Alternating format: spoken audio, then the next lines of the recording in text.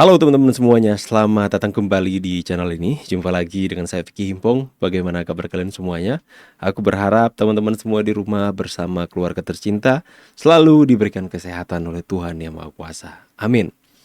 Ya, kita bisa melihat bahwa jalannya persidangan di MK Perdana teman-teman ya, sebagai pengantar kemarin itu banyak hal yang sebenarnya itu bisa seperti gambaran teman-teman ya. Bagaimana nantinya yang akan terjadi di persidangan ketika kasus ijazah Pak Jokowi ini yang mereka tuduhkan palsu itu bergulir di pengadilan. Mungkin seperti itulah jalannya pertanyaan-pertanyaan dari hakim. Seperti yang kita lihat dari podcast seorang mantan hakim selama puluhan tahun, dia menyampaikan pandangannya bahwa yang akan terjadi di pengadilan adalah bahwa hakim akan mempertanyakan kapasitas mereka sebagai apa dalam meneliti ijazah Pak Jokowi, apa yang dirugikan, dan legal standing dari mereka ini teman-teman. Dan itu yang kita lihat di sidang MK kemarin teman-teman ya. Legal standing mereka dipertanyakan. Peneliti, sertifikasinya dari mana dan bagaimana. Anyway, ada yang harus kita viralkan. Nama panggilan kepada Pak Jokowi. Nama panggilannya adalah siapa yang harus kita viralkan? Bang Jack. Bang Jack keren teman-teman ya. Terdengar muda dan gaul. Kita lihat dulu teman-teman. Kita lihat. Yang demen sama Pak Jokowi, kita panggil beliau Bang Jack.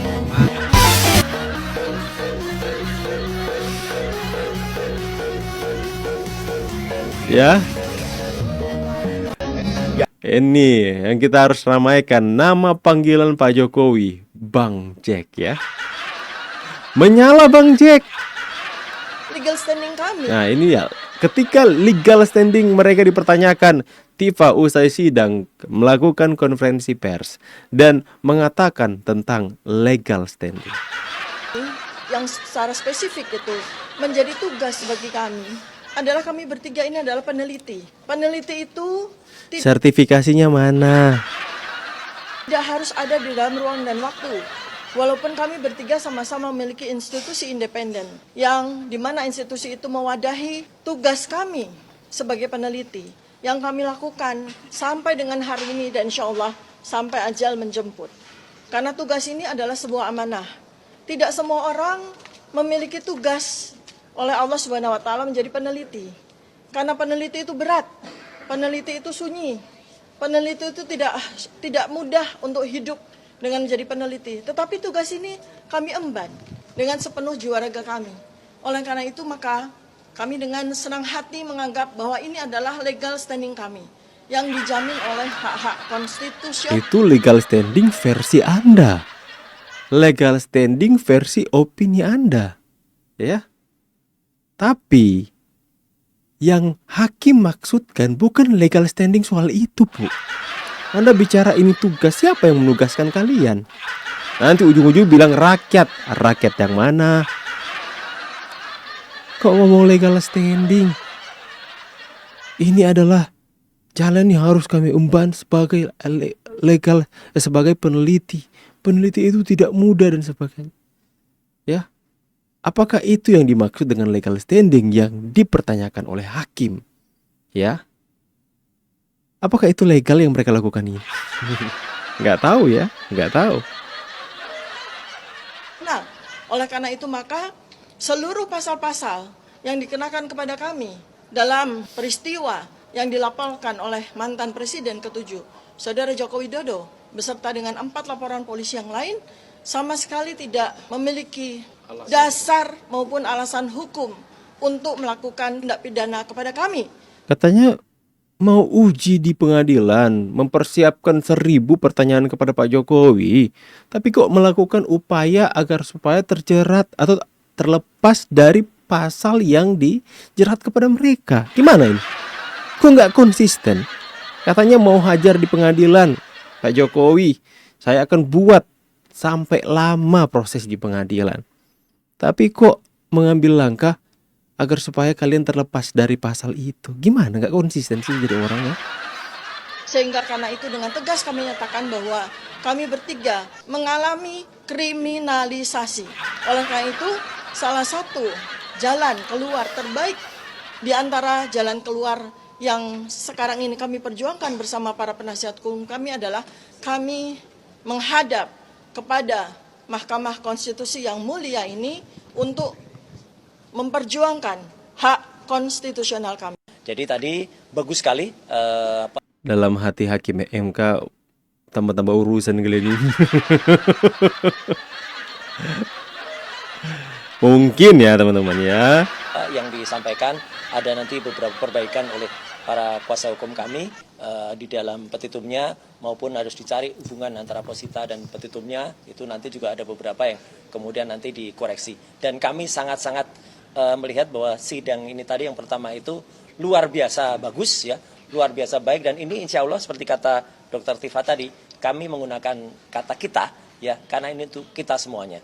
Insya Allah hasilnya apa yang dilakukan oleh para kuasa hukum kami itu akan berguna bagi masyarakat dan akan malu sekali lagi ya orang-orang, orang-orang yang kemudian masih menggunakan paradigma lama. Jadi kami mengatakan kepada kalian yang masih tidak malu dengan mempidanakan kami adalah malu bro, wah gitu ya, kamu harus malu ya, apalagi malu karena selalu bikin dosa tapi mintanya surga. Legal standing kami Tidak afdol rasanya kalau kita tidak membaca komentar dari netizen, teman-teman. Langsung saja kita bacakan ya. Ini dia. Kalau memang benar peneliti, kenapa ijazahnya Jokowi doang yang diteliti? Masuk Pak Eko. Next. Ahli peneliti fotokopi, yang mana di negara-negara manapun gak ada seorang ahli yang diteliti hanya sebuah dokumen fotokopi. Masuk Pak Eko. Nah ini, ada sebuah pertanyaan dari benak netizen yang kemudian bertanya-tanyalah dia mendengarkan apa yang disampaikan oleh Bu Tifa ini, teman-teman. Ya, dia mengatakan, peneliti itu tidak ada dalam ruang dan waktu. Maksudnya ada yang bisa menjelaskan? Sebentar Pak, saya akan coba pikirkan dengan akal super saya Pak. Peneliti itu tidak ada dalam ruang dan waktu. Benar juga Pak, pusing kita mau memikirkannya, kita pusing Pak. Peneliti itu tidak ada dalam ruang dan waktu. Come on. Pusing aku Pak. Peneliti tidak ada dalam ruang dan waktu. Nggak jadi aku jelasin Pak. Aku aja bingung ya. Next. Nah, ternyata bukan hanya satu orang yang mempertanyakan. Peneliti itu tidak harus ada dalam ruang dan waktu, tapi nongol mulu. Peneliti itu sunyi, tapi ngomong mulu. Netizen ini, dia dapal eno. Ini Tifa bilang begini. Peneliti itu tidak harus ada dalam ruang dan waktu, tapi mereka nongol mulu. Nongol mulu. Peneliti itu sunyi, tapi ngomong mulu, gak sunyi, berisik mereka teman-teman. Apalagi dia bilang, berbanding terbalik ucapan dengan kenyataan. Nice, Abang Andi Konslets, mantap banget ya. Boleh diambil tapi jangan berebut ya, batu. Sidang MK kuasa hukum menerangkan prinsipal sebagai Roy wira swasta, Rismon dosen, Tifa mahasiswa S3 2 fakultas, di mana yang menyatakan peneliti. Nggak ada satupun mereka yang menyatakan peneliti. Aduh teman-teman. Tapi anyway teman-teman ya, kita akan lihat dulu satu postingan dari Bang Joshua Sinambela. Aku coba tampilkan kepada kalian ya. Bang Joshua Sinambela itu memposting sesuatu yang ini kembali membuat kita bertanya-tanya lewat postingan ini. Nah, lihat ya teman-teman ya. Saya tampilkan dulu ke kalian postingan ini. Nah, di sini 23 Januari. Nah, bukan ini teman-teman ya. Mana yang tadi ya? Aku sempat baca tadi. Nah, ini dia teman-teman. 4 jam yang lalu dia posting. Oke, kita baca ya. Ini tujuan ini, saya percaya ini ditujukan kepada Rismon Sianipar ya. Karena yang menjadi perbincangan publik hari ini di ruang publik adalah Rismon Sianipar S2 S3-nya tidak dipalsukan, maksud saya dipalsukan itu lewat pembahasan-pembahasan yang ada, dan juga ada undangan workshop yang palsu, dan juga ada yang bicara soal memalsukan surat kematian. Itu sudah menjadi ruang konsumsi publik teman-teman, dan ini kembali mengangkat lagi berita ini. Dan ini Bang Joshua mengatakan seperti ini: selain memalsukan ijazah S2 dan S3 luar negeri, transkrip nilai teman-teman, kematian dia palsukan transkrip, dia palsukan kematian, memalsukan undangan workshop, ada bukti kejahatan lain yang menjadikannya hanya layak lulus SMA. Teman-teman, lewat apa yang ditulis oleh Bang Joshua Sinembela, sekalipun tidak menuliskan nama yang ditujukan, tapi saya pikir terkait dengan isu yang menerpa atau menghempas kepada Rismon Sianipar tentang hal ini, siapa lagi kalau bukan Rismon yang ditujukan. Ini sudah menjadi ruang diskusi kita dalam publik ini teman-teman. Dia diduga kuat memalsukan ijazah, transkrip kematian, itu sudah kita sudah tahu itu. Undangan workshop kita sudah tahu. Tapi ada bukti kejahatan lain. Ternyata masih ada lagi ya. Ada dugaan bukti kejahatan lain yang menjadikannya hanya layak lulus SMA. Apakah akan dibongkar, diungkapkan bukti kejahatan lain dari orang tersebut? Ya, sebelumnya kita hanya tahu lewat isu yang beredar bahwa diduga kuat Rismon Sianipar itu memalsukan ijazah dari Yamaguchi. Itu kita sudah bahas sampai tahun yang lalu teman-teman. Akan tetapi belakangan ini kita baru tahu bahwa dia memalsukan surat kematian. Akan tetapi ada juga katanya bukti kejahatan yang lain yang hanya diketahui mungkin oleh teman-teman Joshua Sinembela, penyidik, dan orang-orang yang berada di circle mereka teman-teman. Wah, ngeri kalau sampai terbuka sih ya. Dan orang-orang yang masih mempercayai mereka patut dipertanyakan kewarasannya. Bang, tapi yang mempercayai mereka itu profesor-profesor lah. Gak tahu ya, mendukung mereka karena melihat ada kebenaran atau ada kepentingan. I don't know guys. Tapi intinya, pertama soal legal standing itu penting. Kami mahkamah tidak akan masuk kepada pokok permohonan kalau pemohon tidak mampu menjelaskan memiliki kedudukan hukum. Nah itu substansi baru kita bahas setelah lolos dari posisi legal standing. Nah itu yang harus apa. Nah poin terakhir saya Pak Refli dan para kuasa hukum dan prinsipal, harus ada ketersambungan. Jadi kayak benang merahnya antara apa yang diuraikan di posita dengan petitum. Jadi kalau di posita, di petitum dikatakan ini bertentangan dengan Undang-Undang Dasar, kalau tidak dimaknai begini, dan di positanya itu harus ada elaborasi mengapa pemaknaan yang diminta oleh pemohon itu yang konstitusional. Karena ini penting. Putusan mahkamah tidak akan mengabdi kepada kasus konkret. Karena norma ini bersifat erga omnes. kalau mengabdi kepada kasus konkret, nanti kasus konkret pemohon A terjawab, tapi untuk kebutuhan hukum lain nanti tidak bisa digunakan. Dan itu akan menimbulkan ketidakpastian hukum. Oleh karena itu, harus clear ini dijelaskan. Kalaupun kasus konkretnya dapat untung dari pemaknaan itu tidak akan menghambat kasus-kasus lain yang termasuk kepada prinsip erga omnes dalam sebuah norma hukum, terutama undang-undang. Nah, itu harus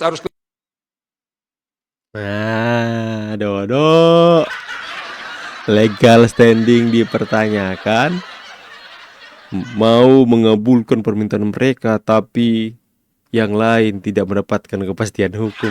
Kasihan deh, ya. Ada yang komen, teman-teman ya. Dari sini kita bisa melihat dan makin jelas soal kualitas Refli Harun. Ada yang komen seperti itu, teman-teman ya. Aduh.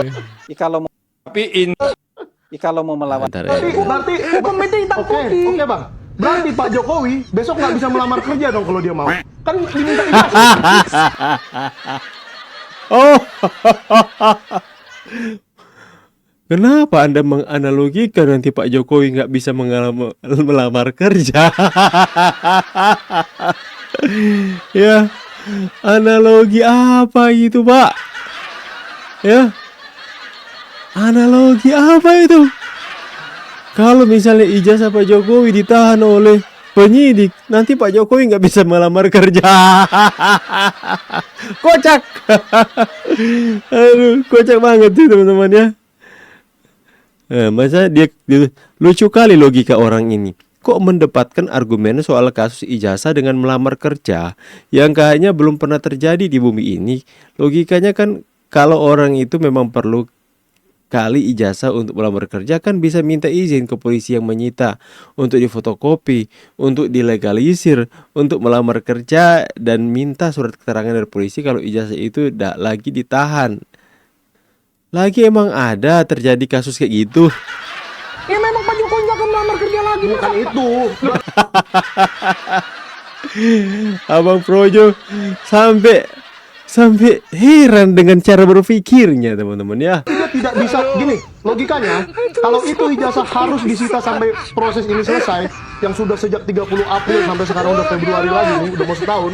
Berarti orang yang mengalami hal yang sama dengan Pak Jokowi akan kehilangan haknya untuk melamar kerja karena ijazahnya disita penyidik. Nggak masuk akal. saya tidak bisa merespon itu. Diketawain. Polisi atau penyidik yang bisa menjawab. Itu besok Tapi akan jangan jadi. berasumsi. Anda Berarti hukum itu hitam putih. Oke bang. Berarti Pak Aduh, kocak.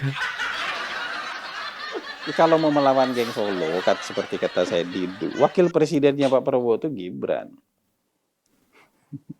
Dan kita nggak ngelihat apapun hari ini yang menunjukkan bahwa Pak Prabowo ingin berseberangan atau mau berseberangan dengan Pak Jokowi. Orang semangatnya semangat merangkul kok.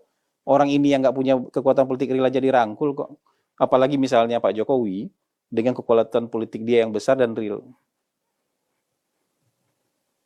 Masa iya demi Said Didu dan kawan-kawan terus Pak Prabowo Betul. saya mau merangkul Said Didu deh, saya bisa aja sama itu kan berarti kan iya. sama aja kita berpikir bahwa Pak Prabowo nggak bisa hitung-hitungan. Padahal beliau matang sekali hitung-hitungan beliau gitu. Ya orang ini dirangkul kan nggak apa-apa untuk diyakinkan. Syukur-syukur mau yakin. Kalau nggak yakin ya terserah. Kalau mereka keluar nanti tetap dengan narasi mereka kan memang oposisi mereka udah seperti itu. Jadi diskon aja. Mau ganti apa? Pak Prabowo setuju berdasarkan usulan mereka mau ganti Kapolri. Kapolri. Nggak perlu ada kalian kalau mau ganti Kapolri. Syukur selembar surat ke DPR. Untuk fit and proper test, selembar surat aja presiden tanda tangan selesai. Kalau belum diganti ya berarti presiden belum mau ganti, udah gitu aja gitu loh. Presiden ini orang paling powerful di Indonesia. Nggak ada yang bisa ngatur, orang bisa kasih saran. Orang bisa kasih influence, pengaruh. Tapi ngatur-ngatur presiden pasti nggak bisa. Ngancam-ngancam presiden pasti nggak bisa. Siapapun yang jadi presiden di Indonesia. Pak Jokowi dulu bukan ketua partai loh. Emang ada yang bisa ngatur-ngatur Pak Jokowi kan nggak bisa. Emang bisa ngancam-ngancam Pak Jokowi nggak bisa. Apalagi sekarang yang jadi presiden ketua partai loh. Pak Jokowi yang bukan ketua partai, ya kan? Tapi tetap bisa mandiri dalam mengambil keputusan. Apalagi Pak Prabowo yang punya kekuatan politik real di parlemen juga, punya kekuatan politik yang berupa partai politik. Nah, kalau Jadi narasi itu, narasi orang-orang yang udah putus asa, buat mereka ini, selama Pak Prabowo masih bersama Pak Jokowi, mereka akan maknai itu ke publik, berarti Pak Prabowo diatur-atur oleh Pak Jokowi. iya, itu yang Berarti mereka Bapak belum narasi 100% itu jadi yang presiden. mereka Masih ada kembangkan. orang ngatur-ngatur. Ini kan orang yang ingin pecah belah. Kan gitu. Padahal Pak Prabowo kan bisa punya hitung-hitungan politik. Gitu. Orang kayak kalian aja nih misalnya, mohon maaf, kan nggak punya kekuatan politik real. Cuman berisik di media sosial aja, itu diajak ketemu sama Pak Prabowo. Diusahakan, diyakinkan oleh Pak Prabowo. Masa Pak Prabowo mengorbankan hubungan relasi politik dia dengan orang-orang yang jauh lebih kuat daripada orang-orang ini gitu loh. Jadi kalau misalnya, Waham, sebenarnya banyak jadi waham. kalau ada statement-statementnya dia itu cukup dijawab dengan you wish aja gitu. Statementnya ini udah begini-begini ya. Next teman-teman, nice. Hasan Nasbi. Ada 3 alat uji yang kami kemukakan, yaitu Bentar, Pak undang-undang. Refli. Sorry. Ini kalau begitu kewenangan mahkamah dianggap sudah diucapkan ya, disampaikan ya. Karena ya, mahkamah Ya. pasti berwenang. Iya, tapi Legal kan standing Pak pasti Refli, diterima. tunggu dulu, Oh. jangan cepat-cepat. Nih, ini kan kalau ditegur hakim nanti bisa rusak juga Pak Refli. Pelan-pelan. Pelan-pelan. Kewenangan mahkamah dianggap selesai. Oke. Nah, sekarang Bapak jelaskan legal standingnya di mana, begitu Oke. ya. Oke. Jangan melompat-lompat, Pak. Orang belum legal standing udah sampai ke pokok permohonan Bapak. Terima kasih Yang Mulia. Kewenangan Mahkamah Konstitusi sudah kami anggap bacakan ya. Iya. Kemudian kedudukan hukum, legal standing pemohon. Jadi bahwa beliau bertiga ini ya permohonan ini diajukan oleh pemohon pertama adalah Dr. T. Fauzia Tiasuma, kemudian Dr. Roy Suryo, Dr. Rismon Hasoholan Sianipar. Mereka bertiga ini adalah warga negara Republik Indonesia yang kebetulan mereka ada profesi masing-masing. Salah satunya adalah mereka adalah peneliti. Jadi sudah banyak produk penelitian mereka. Kalau pemohon pertama Dr. Tifauzat Yasuma saat ini secara paralel sedang menyelesaikan S3 di 2 tempat sekaligus, yaitu FISIP Unpad dan kedokteran UI. Pak Refli, yang ada dalam permohonan aja dijelaskan terlebih dulu. Oke. Oke. Kemudian Roy Suryo ini adalah Roy Suryo warga Indonesia wira swasta. Kemudian Wira swasta. Dr. Rismon adalah dosen. Dosen. Hakim, Ya. apakah Emang iya dosen? Wira swasta dan dosen. kami berkenan diberikan kesempatan agar Legal standing penelitinya mana? prinsipal menyampaikan sepatah 2 patah kata dalam sidang pendahuluan ini. Ini, Kalau boleh 3-tiganya.